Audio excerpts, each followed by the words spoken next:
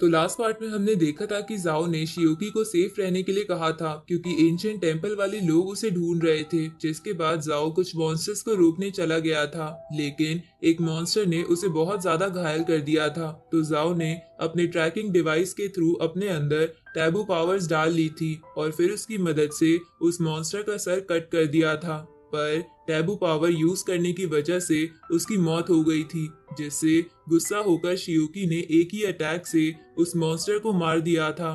तभी night watchers की team यानी जाओ के साथी आ गए थे। अब आगे तो इस पार्ट की शुरुआत में हम देखते हैं कि शियोकी की आंट घर पर उसका इंतजार कर रही है और दूसरी तरफ शियोकी नाइट वॉचर्स टीम के सीक्रेट ऑफिस में था, जहां नाइट वॉचर्स टीम का रिसर्चर शियोकी से पूछताछ कर रहा था क्योंकि शियोकी ने उन सबसे झूठ बोला था कि उस मॉन्स्टर को जाओ ने मारा था। पर यह बात नाइट वॉचर्स टीम के रिसर्चर को सच नहीं लग रही थी। लेकिन शियोकी उन सबसे कहते हैं कि यही सच है, जाओ ने ही उस मॉन्स्टर को मारा था। इसके बाद नाइट वॉचर्स की टीम शियोकी को ज्वाइन करने को बोलती है। इस पर शियोकी मान जाता है क्योंकि उसने जाओ के मरने के बाद ये वादा किया था कि जाओ का सपना था कि वो दुनिया को बचाए। तो अब शियोकी जाओ की जगह पर 10 साल तक लोगों को बचाएगा। साथ ही नाइट वॉचर्स की सैलरी भी बहुत ज्यादा थी, इसलिए शियोकी की फाइनेंशियल प्रॉब्लम भी इससे ठीक हो सकती थी। अगली सुबह शियोकी मिलिट्री के जरिए अपने घर पर एक लेटर भिजवाता है जिसमें उसने अपनी आंटी और भाई से झूठ बोला था कि वो आर्मी ज्वाइन कर रहा है, इसलिए वो कुछ टाइम के लिए घर से बाहर जा रहा है। लेकिन असल में शियोकी ने नाइट वॉचमैन का ग्रुप ज्वाइन कर लिया था। साथ ही शियोकी ने अपनी आंट को कुछ पैसे भी भेज दिए थे। तो वो लेटर और पैसे देखकर शियोकी की आंट दुखी हो जाती है।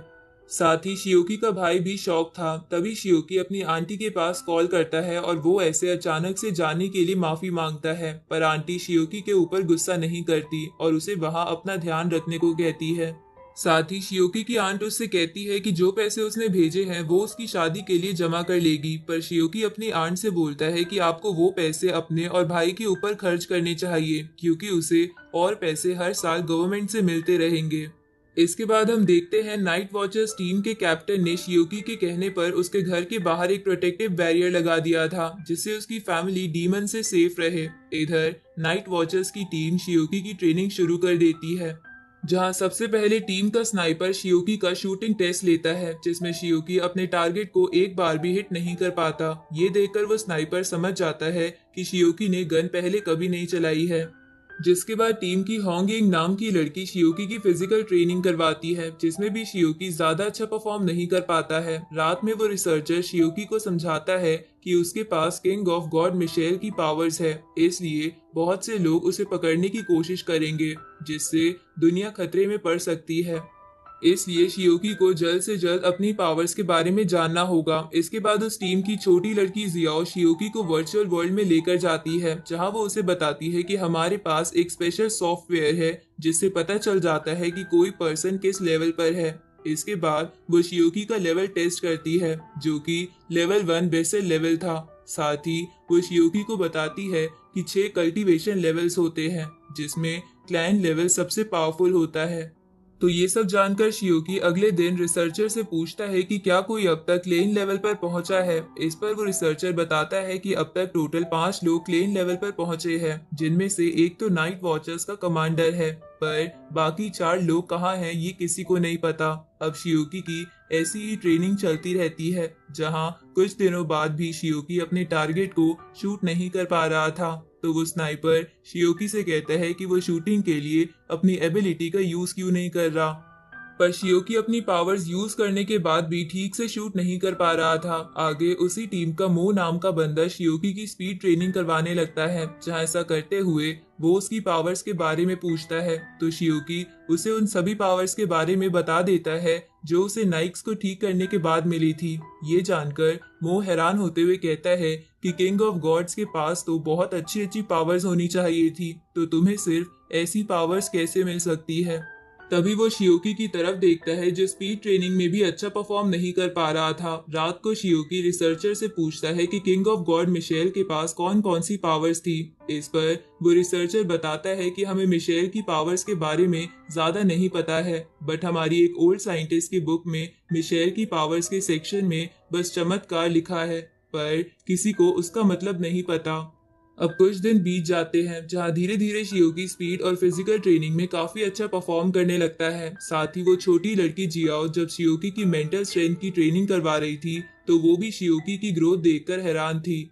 पर जब शियोकी शूटिंग क्लास के लिए जाता है तो वो स्नाइपर शियोकी को एक राइफल देता है और उसे कहता है कि इससे एक चींटी को भी मारा जा सकता है, पर शियोकी उसे भी अपने टारगेट को हिट नहीं कर पाता। ये देखकर वो स्नाइपर समझ जाता है कि शियोकी गन्स के लिए नहीं बना है। अगली रात को वो रिसर्चर शियोकी से कहता है कि तुम्हारी ट्रेनिंग काफी अच्छी चल रही है और तुम्हारी प्रोग्रेस देखकर लग रहा है कि हमें तुमको और अच्छे से प्रोटेक्ट करना होगा ताकि तुम एंशिएंट गॉड चर्च की पकड़ में ना आ जाओ। इस पर शियोकी उससे पूछता है कि असल में ये लोग हैं कौन और मेरे साथ क्या करना चाहते हैं। ये सुनकर वो रिसर्चर कहता है कि वो तुम्हें कंज्यूम करना चाहते हैं। ये सुनकर शियोकी हैरान हो जाता है। तभी वो रिसर्चर शियोकी को बताता है कि ये एंशिएंट गॉड टेम्पल 3 बुरे गॉड्स ने मिलकर बनाया था ताकि वो दुनिया पर कब्जा कर सके और इसके लिए वो टैबू और डिवाइन पावर वाले लोगों को अपनी टीम में शामिल करते हैं। ये सुनकर शियोकी पूछता है कि अगर वो लोग पूरी दुनिया पर कब्जा करना चाहते हैं तो जरूर जहाँ जहाँ फॉग है वहाँ के इंसान भी जिंदा होंगे। इस पर वो रिसर्चर कहता है कि अभी तुम इन बातों पर ध्यान मत दो और बस इतना ध्यान रखो कि वो एंशिएंट चर्च वाले लोग तुम्हें ना पकड़ ले, वरना वो तुम्हें या तो अपनी टीम में शामिल कर लेंगे या मार देंगे। आगे हम देखते हैं रात में शियोकी मो के साथ बाहर आया होता है क्योंकि मो ने उसे एक सीक्रेट दिखाने को कहा था। तभी शियोकी देखता है कि होंग यिंग जाओ की कब्र के पास बैठकर रो रही है। तब शियोकी को पता चलता है कि होंग यिंग जाओ से कितना ज्यादा प्यार करती थी। शियोकी होंग यिंग के पास जाकर उसे चुप कराने लगता है पर मो उसे रोक देता है क्योंकि अगर शियोकी उसके पास गया तो ये कोई सीक्रेट नहीं रह जाएगा।